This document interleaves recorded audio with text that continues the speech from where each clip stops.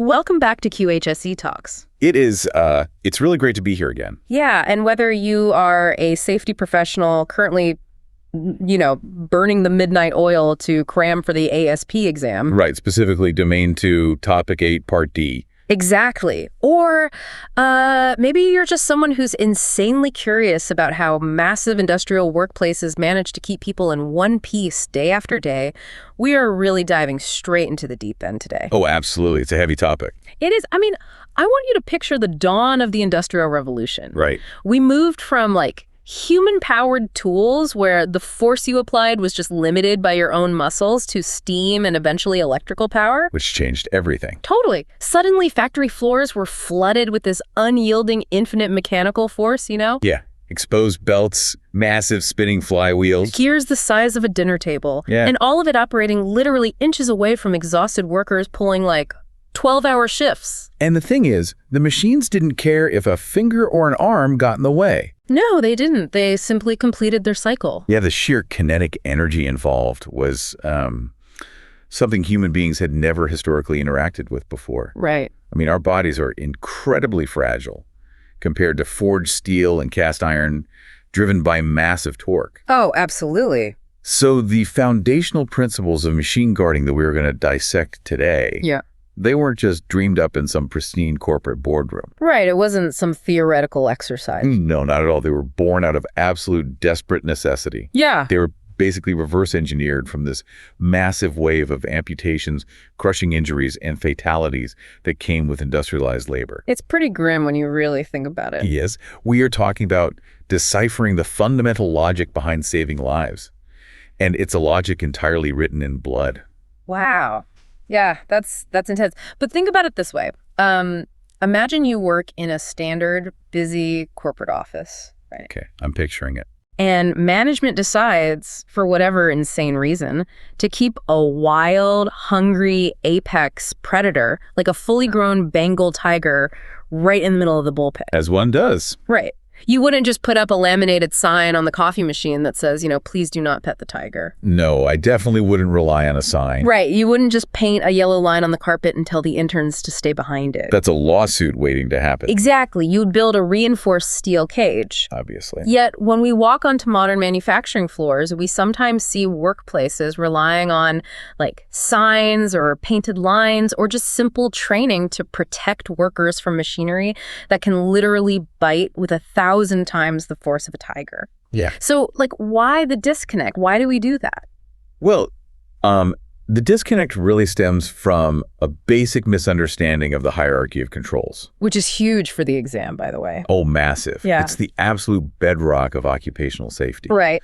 So your painted line or your warning sign, that's what we call an administrative control. Okay. It requires human beings to actively alter their behavior to avoid the hazard. Which is, we're human, we make mistakes. Exactly. You are asking a flawed, easily distracted human brain to be perfect 100% of the time. Right. Building the steel cage for the tiger, though, that is an engineering control. Because it changes the environment. Bingo. It alters the physical environment. Right. In our field, machine guarding is the ultimate engineering control. Right. Its primary function is to put a static, physical, unforgiving barrier between the fragile human and the hazard zone. To basically prevent those cuts, burns, crushing injuries, and, accidental startup. Exactly. It takes the human element out of it. But here's the thing. The reality of a factory floor is that humans and machines have to interact. Yeah, they do. There is a specific question in the Bowen EHS study materials that I think perfectly illustrates the philosophy here. Oh, I know the one you're talking about. Yeah, and it's a crucial one for ASP candidates to grasp. Let's hear it.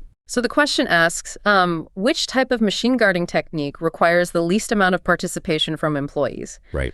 And the options are A, pull-out device, B, physical restraint, C, two-hand control for operation, or D, physical guard. Yeah, that question is brilliant. Why is it so good? Because it's secretly testing your understanding of human psychology, not just mechanical engineering. Oh, wow. Okay, unpack that. Well, it gets to the absolute core of why administrative controls eventually fail. The human mind normalizes deviance. Right, the normalization of deviance. We get used to the danger. Exactly. If a safety measure requires active, conscious participation like fitting a wrist restraint, stepping on a specific safety mat, actively holding down 2 buttons, the system is totally vulnerable. Because people get tired. Right. A worker gets fatigued at, say, hour 10 of a 12-hour shift. Yeah, and production quotas are looming. Exactly. The worker thinks, I've bypassed this step 100 times to clear a jam faster, and I've never been hurt. So complacency just totally sets in. Yes. So the answer has to be D, the physical guard, because it entirely removes human willpower from the equation. It just exists. It's just a wall. Right. It just sits there and does its job. Okay, but let me push back on this gold standard idea for a second. Sure. If a solid steel box is the ultimate foolproof solution, why don't we just entomb every single piece of hazardous machinery in a giant block of concrete? Well, A machine is totally useless if the raw material can't get in and the finished product can't get out, right? Exactly. You've identified the central paradox of machine guarding. Right. We cannot isolate the machine to the point of rendering it useless. The tool must physically interface with the material. The saw blade has to actually touch the wood. Yes. The die has to stamp the sheet metal. Right. Because we have to leave a pathway for the material. We can't just rely on a generic steel box. Right. That won't work. We have to become almost surgical in our risk assessment. You have to map out where the danger actually is. Exactly. We must map out exactly where the machine's, teeth and claws are. Yeah. The engineering and OSHA texts split this threat matrix into 2 very distinct categories. Right. Mechanical power transmission and the point of operation. Yes. Let's really pull those apart because the hazard profiles for those 2 are completely different. Night and day. So power transmission apparatus includes everything that gets the energy from the motor to the work area, right? Correct. We're talking flywheels, pulleys, belts, connecting rods, couplings, chains, sprockets, and gears. It's basically the engine and the drivetrain of the machine. Right. And the strategy for power transmission is usually total enclosure. Because you don't need to be in there. Exactly. Yeah. There is rarely, if ever, a legitimate operational reason for a worker's hands to be anywhere near a spinning flywheel or a drive chain while the machine is running. Right. You just lock it away. But the point of operation, however, that is this specific area where the work, like the cutting, shaping, boring, forming. Where it actually takes place. Yes. It's where the tire meets the pavement. Yeah. And guarding the point of operation is exponentially more difficult. Because the stuff has to go in. Right. By definition, the stock material has to enter the danger zone. Right. And the operator often really needs to see what's happening. They have to look right at the danger. Exactly. The texts actually get very granular about the specific mechanical motions that cause injuries in both of those zones. Oh, yeah.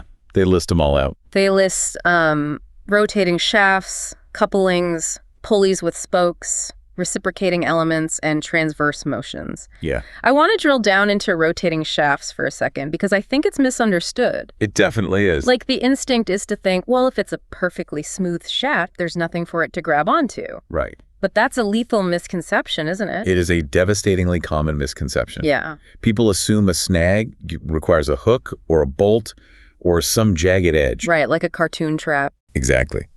But a seemingly smooth steel shaft rotating at, say, a couple of hundred RPM possesses tremendous localized frictional force. Oh, wow.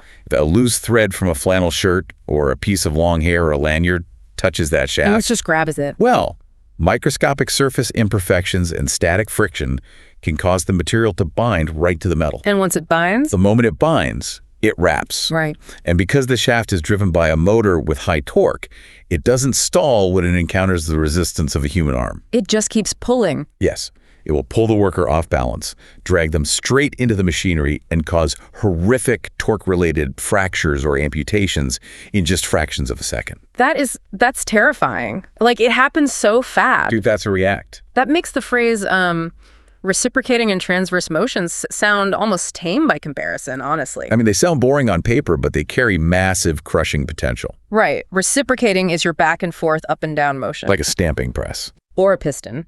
The primary hazard there is getting caught between the moving element and a fixed object. Right. It's an anvil and a hammer. Yeah. And then transverse motion is continuous straight line movement, like a fast-moving conveyor belt that can drag you right into a shear point. Which is also incredibly dangerous. But the mechanism that the safety literature dedicates the absolute most urgent warnings to is the in-running nip point. Oh, yeah, the nip point. Walk us through the specific physics of a nip point. Okay, so the physics of an in-running nip point represent a basically perfect mechanical trap. Okay. It occurs when two rotating parts move toward each other, or when a rotating part moves parallel to a stationary object. So they're pulling inward. Exactly. Think of two heavy steel calendar rollers pulling material through, like an old-fashioned clothes wringer. Right. Or a conveyor belt wrapping tightly around a head pulley. Yeah. The rotational force at that junction acts as a relentless funnel. If just the tip of a glove enters that tiny gap, the kinetic energy of the rollers violently pulls the rest of the hand, arm, and body inward. It just sucks you in. Yeah, and the gap is often far smaller than human bone structure. Oh, man. So it leads to immediate catastrophic crushing. The Kloeckner Metals Corporation case study, the one from October 2014, cited in the materials, it really puts a grim reality to this. It does. It's a textbook example. They were operating down in Cincinnati, and OSHA cited them for failing to guard an in-running nip point on a machine with rollers moving materials. Right. A worker was caught in the machine action and suffered severe injuries. And the detail that stands out to any safety professional analyzing that case is that OSHA issued a repeat violation. A repeat violation. Yes. The company had received a similar citation the previous year. Right. So a repeat violation for a nip point, that implies a massive systemic failure. Absolutely. It's not a situation where, oh, a guard suddenly fell off an hour ago and nobody noticed. No, not at all. The hazard was identified, it was cited by OSHA, and yet the organizational culture allowed the machine to continue operating without an effective engineering control. They just ignored it. Yeah. They paid $56,000 in penalties. But the human cost of a severe, entirely preventable crushing injury is just incalculable. Which is exactly why the engineering standards for physical guards, our first line of defense, are so incredibly rigorous. Right, you can't just slap something together. No. A safety professional can't just bolt a piece of scrap plywood over a gear and claim they've mitigated the hazard. Yeah, it looks good to me. Right. The four primary types of physical guards, fixed, adjustable, enclosure, and interlocked, they all have to meet strict criteria. What are those criteria? Well, they must be a permanent part of the machine. They must absolutely prevent access to the danger zone. They must withstand the industrial environment. Right, it can't just break if someone bumps it. Exactly. And, crucially, they cannot create new hazards. Oh, that last point is an engineering tightrope, isn't it? It really is. Because if you build a massive, clunky fixed guard over a precision lathe, and the operator now has to lean over the machine at a harsh 45-degree angle just to see their work. You haven't eliminated the risk. Right. You've just traded an amputation hazard for a severe musculoskeletal disorder. And at the same time, you're incentivizing the worker to just rip the guard off so they can stand up straight. Exactly. Which is precisely why the design must be so integrated. Right. Let's look at the fixed guard, which the literature rightly calls the gold standard. The gold standard. Yeah. When designed properly, it is elegant in its simplicity. Give me an example. Our sources give a highly specific example. A fixed point of operation guard on a machine with a material feed table. Okay. So the raw material being fed into the blade is 1 1/8 inches thick. Right. The engineering specification demands a 1/8 inch clearance in the guard opening above a material. Okay, so the total vertical opening is just 1 1/4 inches. You are leaving just enough room for the material to glide through without friction. But the clearance is so incredibly narrow that a human finger simply cannot physically pass through the gap to reach the blade. Right. And it requires zero conscious thought from the operator. It just works. It just worked. Now compare that to adjustable guards. Right, the second type. Which are necessary evils when a machine handles varying sizes of stock. Like a bandsaw. Yeah, exactly. Like a bandsaw cutting a 2-inch plank 1 minute and a half-inch plank the next. Right. The guard can be manually moved up or down. But the moment you introduce adjustability, you reintroduce human error. Exactly. If the operator finishes cutting the 2-inch plank, grabs the 1/2-inch plank, and just doesn't bother lowering the guard. They have just exposed 1.5 inches of high-speed serrated blade. Which is more than enough room to lose a finger. Easily. Then we have enclosure guards, which we touched on for power transmission. Right, where you surround the hazard completely. But the key compliance metric here isn't just that it covers the belt, right? No, it's that the enclosure must require actual tools to remove. Right. You can't use simple snap latches or wing nuts. No. And why do you think that is? Because if it's too easy to remove, a maintenance worker or an operator will just pop it off to clear a minor jam, set it on the floor, and totally forget to put it back. Exactly. Human nature again. Forcing someone to go to their toolbox, find the right wrench, and unbolt it acts as a psychological speed bump. A really important speed bump. Which leads us to the fourth type, the interlocked guard. Oh, these are fascinating. They are a brilliant hybrid of a mechanical barrier and an electrical control. Right. It's used when an operator needs frequent, legitimate access to a hazard zone. Like loading parts. Yeah, maybe they need to load a part into a robotic welding cell every 30 seconds. So unbolting a fixed guard constantly is just completely unfeasible. Right, production would grind to a halt. So an interlocked guard is a physical door or panel wired directly into the machine's control circuit. Right. The microsecond that door opens, the circuit breaks, and the machine's hazardous motion halts. Wow. You physically cannot open the door and have the machine cycling simultaneously. It's an either-or state. Exactly. But let's pause and talk about the physical reality of these barriers. The regulatory text constantly uses the phrase substantial construction. Oh, I'm glad you brought this up. Yeah, because it's easy to think of a guard merely as a fence to keep hands out. Right, a light little barrier. But the physics involved often dictate that the guard's primary job is actually keeping the machine in. Yes. And there is a brutal physics problem in the CSP and ASP exam materials that drives this exact point home. I remember this one. Walk us through it. Okay, so you are given a grinding wheel with a 5.4-inch diameter spinning at 3,000 revolutions per minute. Okay, 5.4 inches, 3,000 RPM. Right. And the problem asks you to calculate the initial speed of a piece of the wheel if it structurally fails and breaks apart under centrifugal force. Let's actually visualize that.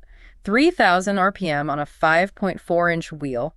That is incredibly fast. It is. If you do the math, Yep. calculating the circumference and multiplying by the revolutions per second, Right. the outer edge of that wheel is traveling at roughly 848 inches per second. That's over 70 feet per second. Yeah, or roughly 48 miles per hour. Wow. And remember, abrasive grinding wheels are heavy, dense composites of stone and resin. Right. They aren't light.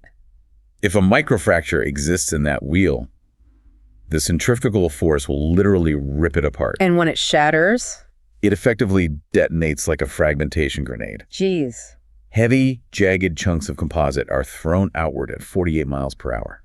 At that moment, the guard surrounding the wheel ceases to be a simple hand barrier, right? Exactly. It has to instantly become a ballistic shield. Yes. Substantial construction means the material of the guard, which is usually thick, heavy-gauge steel, must be mathematically capable of absorbing massive, sudden kinetic energy. Without yielding or deflecting. Or shattering itself. If the guard is made of cheap, thin aluminum, the shrapnel will punch right through it. And embed itself in the operator's chest or face. Which is a terrifying operational reality. It really is. But it also highlights the limitations of physical barriers, right? Definitely. Because if you wrap a machine in heavy steel to contain shrapnel, the operator can't see the workpiece. Mm-hmm. And if the operator can't see the workpiece, the quality of the product drops or the process slows down. And in manufacturing, productivity pressure is immense. Oh, always. So when a static cage makes the machine completely unusable for the worker, what is the next step in the hierarchy? Well, when you reach the limits of a fixed physical barrier, you have to transition into the realm of devices. Devices, okay. This is where safety engineering relies on active monitoring rather than static walls. So a guard is a wall and a device is a control system. Yes. A device inhibits normal operation if a person is in the danger zone.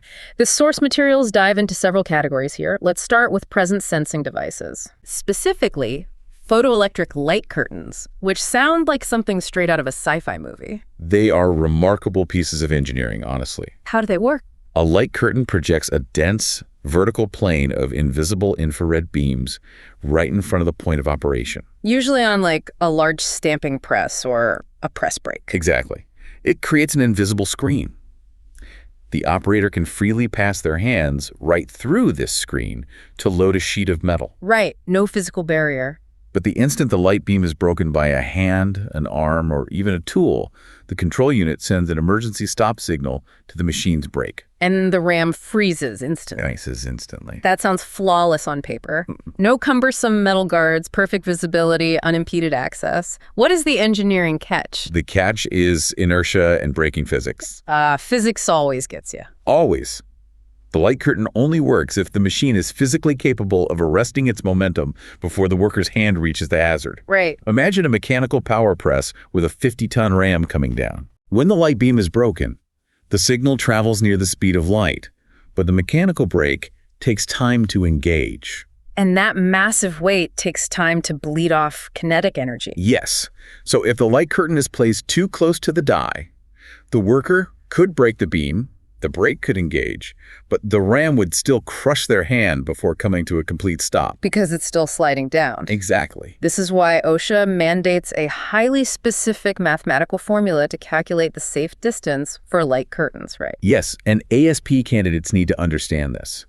It factors in the hand speed constant. Which is assumed to be 63 inches per second. Yes, 63 inches per second multiplied by the total starting time of the entire press system, including reaction time and braking time. So if it takes the press half a second to stop, that light curtain must be mounted over 31 inches away from the danger zone. You got it. Furthermore, light curtains offer zero protection against flying shrapnel. Oh, true. If a part shatters, infrared light won't stop the pieces. Not at all. Let's talk about two-hand controls. This is a device we see literally everywhere. Right. 2 buttons spaced far apart. The operator must press both simultaneously to cycle the machine. It guarantees both hands are occupied and out of the danger zone. In theory. Right, in theory. Because earlier we talked about human nature and the normalization of deviance. Yes, we did. If you put a worker on piece rate pay, where they are paid per unit produced, what happens to that two-hand control? Well, the human brain will optimize for speed. Always. An operator realizes that if they can hold the workpiece with their left hand while the machine cycles, they can load the next piece faster. Right. So they take a roll of duct tape or a heavy wooden wedge and they permanently depress the left button. Oh, man. Now they can run the machine entirely with their right hand, completely neutralizing the safety logic of the device. How do safety engineers even counter that kind of active sabotage? It becomes an arms race, honestly. An arms race? Yeah. Modern two-hand controls use anti-tie-down logic. What does that mean? It's not enough that both buttons are simply down.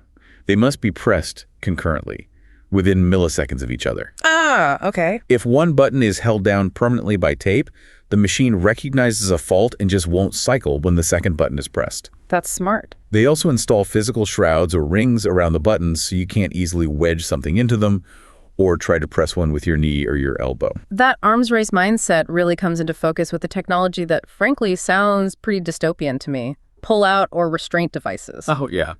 We saw this in the Bowen exam question. I want to understand the mechanical reality of these, because tethering a human being to a machine feels like a massive step backward. It feels archaic, I agree. Yeah. But it was a brutal, pragmatic solution born from early 20th century safety logic. How do they actually work? Well, a pull-out device is a system of cables and pulleys. The worker literally straps cuffs around their wrists. Like actual handcuffs? Pretty much. And the cables attached to these cuffs run back and connect directly to the moving ram or the slide of the press itself. So the worker is physically linked to the hazard? Yes. When the press ram descends to perform the cut, the mechanical linkage pulls the cables taut, which physically yanks the worker's hands backwards and out of the danger zone. Wow. It doesn't matter if the worker is distracted or reaching for a drop part or trying to beat the cycle.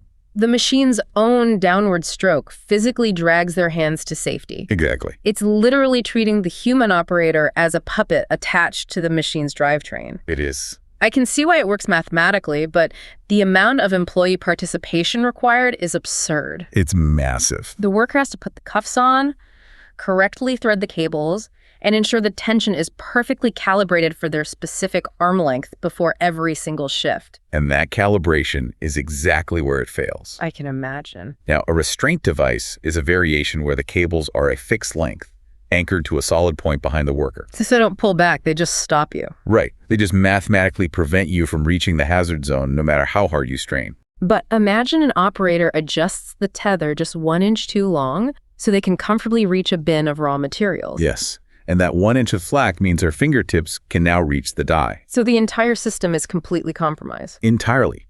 It requires constant, vigilant auditing, which is why static physical guards are vastly preferred whenever technically feasible. All right, we have established the defenses during normal production. Fixed guards, light curtains, interlocks. Right. But the reality of manufacturing is that machines jam.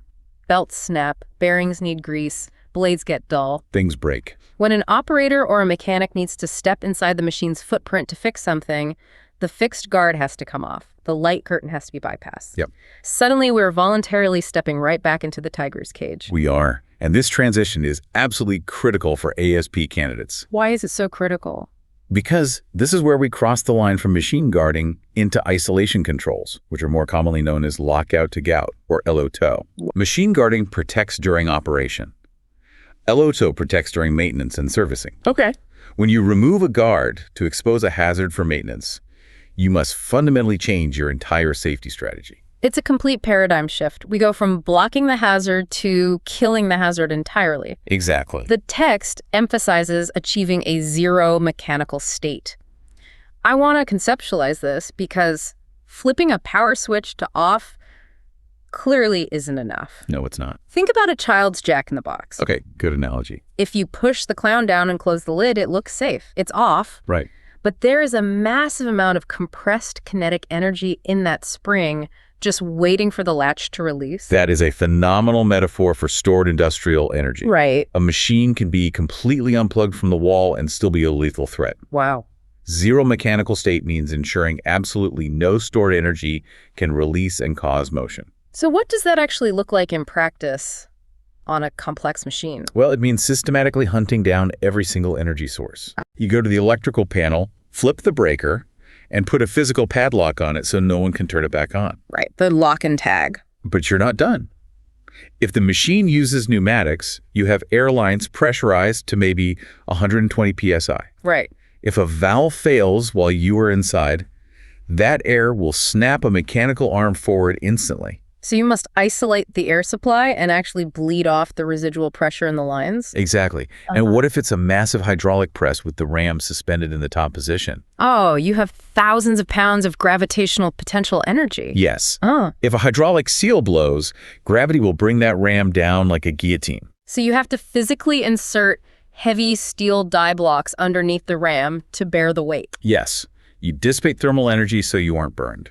You let spinning flywheels coast to an absolute dead stop. You essentially bleed the jack-in-the-box spring completely dry. Perfectly said. This brings up a fatal overlap that I know safety professionals see in the field. We talked earlier about interlocked guards, the doors that instantly shut off the machine when opened. Right, the hybrid controls. If a maintenance worker opens an interlocked door, the machine goes dead. The temptation to just step inside and do the quick repair, relying purely on that interlock instead of going through the full, tedious lockout-tagout process, it must be huge. It is a massive temptation, and treating an interlock as a low-show point is a tragic, recurring failure mode in industrial accidents. Because it's not a true isolation. Exactly. An interlock is a control circuit. It relies on fragile microswitches, relays, and software logic. Right. It is designed for operational safety, not maintenance isolation. So what happens if you rely on it? Well, if a worker is deep inside a machine, relying on an open interlock door, and another worker walks by, sees the door open, and simply pushes it shut, Oh, no. the circuit completes. Wow. The machine's logic controller thinks, hey, the guard is secure, time to run, and the machine cycles with the mechanic right inside it. That's horrifying. So isolation requires physical locks and the total dissipation of energy, not just a paused control circuit. Exactly. But occasionally, a mechanic actually needs the machine to move during maintenance, right? Yeah, that happens. You can't troubleshoot a misaligned gear if the machine is completely dead. How do you balance zero mechanical state with the need to test and observe? This is where specialized supplementary safeguards come into play. Modern machinery often includes mode selection switches, which usually require a specific physical key. Right. You switch the machine from automatic production mode to manual maintenance mode. This fundamentally changes the machine's behavior. What actually changes when you turn that key? Often it engages jog or inch controls. Jog controls. Yeah. Instead of hitting a button and watching the machine complete a full high-speed cycle, the mechanic presses a jog button. Okay. It requires constant pressure, and the machine only moves a tiny fraction of an inch or rotates just a few degrees before stopping again. Oh, I see. It allows the mechanic to slowly, deliberately advance the mechanism to observe the gears without the machine just running away from them. Or they use low energy states, right? Where the hydraulic pressure is artificially restricted, so the machine moves at like 10% of its normal speed, giving the operator ample time to react if a tool slips. Exactly. And, of course, the administrative rules become hypercritical here. Because the physical barriers are down. Right. When barriers are down, you strip away the loose clothing, you mandate short hair or hairnets. You absolutely ban jewelry. Especially rings, which are notorious for catching on slow-moving parts and causing catastrophic degloving injuries. Ugh, degloving. Let's not dwell on that visual. Yeah, fair enough. Yeah. But the point is, when the engineering controls are temporarily suspended from maintenance, you have to rely heavily on administrative controls, specialized devices, and hypervigilance. Right. So if I'm a safety professional looking at a factory floor with dozens of different machines, lathes, presses, conveyors, CNC mills, how do I actually know which strategy to apply? Well, Like, how do I choose between a fixed guard, a light curtain, or an interlock? I'm not just guessing, right? No, definitely not guessing. There is a massive regulatory apparatus guiding these exact decisions. You rely on the rule book. Right. For ASP candidates, you need to understand the architecture of the OSHA standards, specifically within Title 29 of the Code of Federal Regulations, Part 1910. Okay, 29 CFR 1910. And the foundational pillar there is 1910.212. 1910.212. That is the general requirement standard. Exactly. It essentially says, if a machine creates a hazard, you must guard it. It's basically the catch-all. Yes. It covers point of operation, guarding, anchoring fixed machinery so it doesn't walk across the floor while it's running, and guarding fan blades. Right. But OSHA recognizes that certain machines are so inherently dangerous and their physics so specific that a general rule just isn't enough. So they wrote highly specific vertical standards, like 1910.215 for abrasive wheel machinery. That addresses the grinding wheel physics problem we solved earlier. Yes, it mandates the specific thickness of the guards, the work rests, and the tongue guards to contain shrapnel and prevent work pieces from being wedged between the wheel and the rest. And then you have 29 CFR 1910.217, which is a massive, incredibly dense standard dealing exclusively with mechanical power presses. Right. Why do mechanical power presses get such a massive dedicated standard compared to, say, a drill press or a lathe? Well, because the entire operational purpose of a mechanical power press is to completely destroy the structural integrity of metal. Right. That's what it's built for. It is designed to shear, punch, and crush heavy steel using tens or hundreds of tons of force. Wow. If a machine is engineered to effortlessly shear half-inch steel plate, human bone offers literally zero resistance. It's nothing to the machine. Exactly.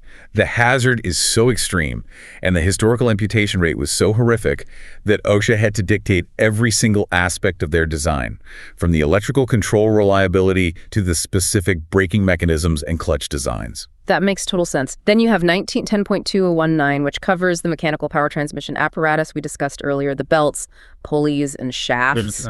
But memorizing CFR numbers isn't enough to pass the exam or to actually keep people safe in the real world. No, it's really not. You have to understand the philosophy of risk assessment. The literature outlines a 5-step systematic selection process for hazard mitigation. Yeah, let's walk through the actual logic of it. The first step is hazard identification. You don't look at the machine as a whole. You break it down into components. Exactly. Where are the nip points? Where is the shear hazard? Where is the rotating shaft? You document every single way the machine can bite. Step 2 is risk assessment. And this isn't just a binary, is it dangerous? No.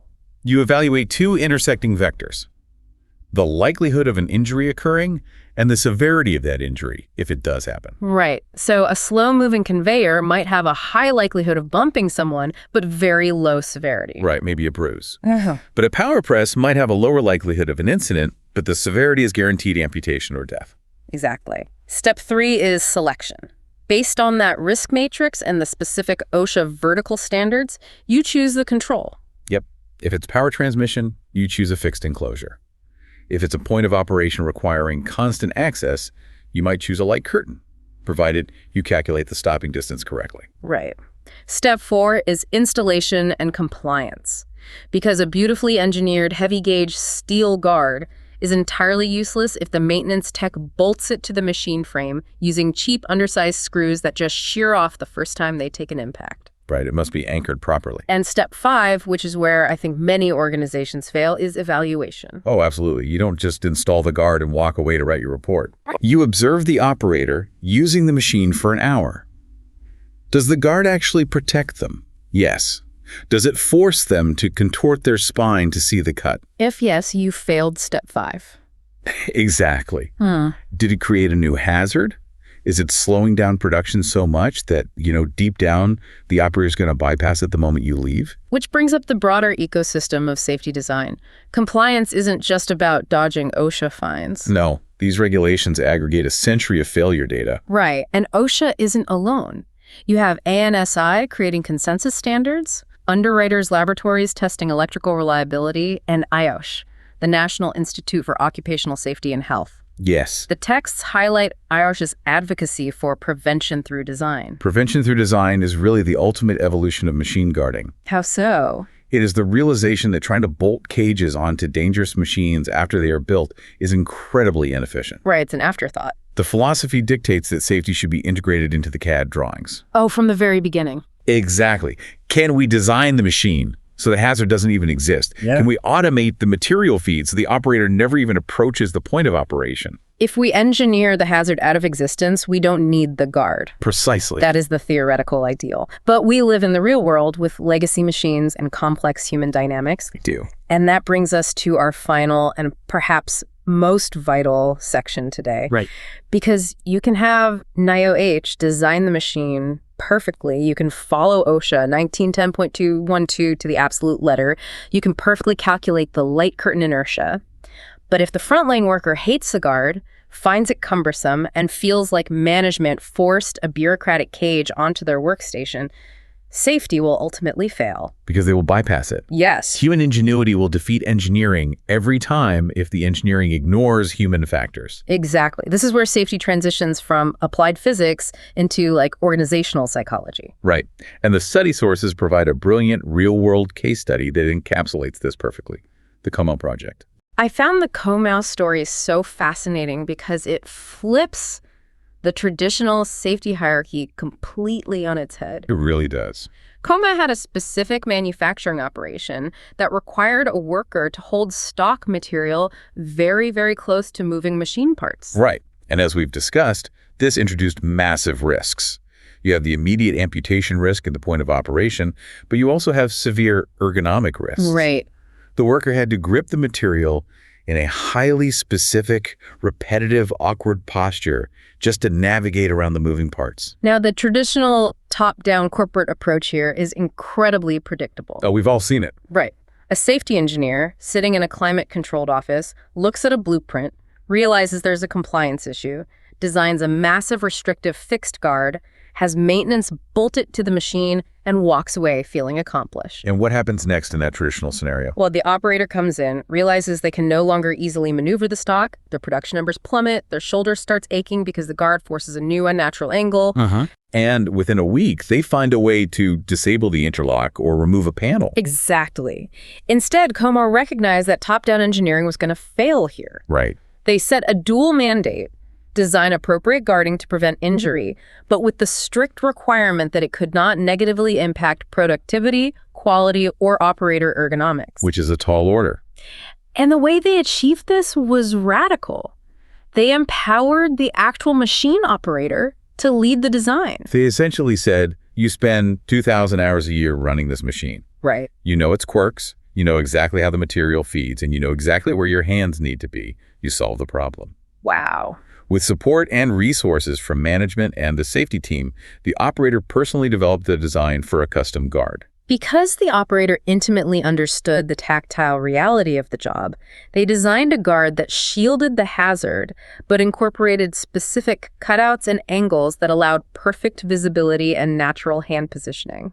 They manufactured this custom guard in-house for a fraction of the cost of a contracted engineering firm. And the punchline of the story in the handbook is just incredible. Yeah, they took photos of this homemade operator design guard and sent them to the massive corporation that originally manufactured the machine. And the original equipment manufacturer reviewed the operator's design and completely approved it for use. That is amazing. They validated the frontline solution. They did. That right there is the holy grail of safety culture. It completely shatters the dynamic of the, safety cop walking the floor with a clipboard, handing out citations for bypassed guards. Right. Instead, the worker is empowered. They become the safety engineer for their own workstation. They take absolute ownership of the physics and the risks. It proves a fundamental truth of occupational health and safety.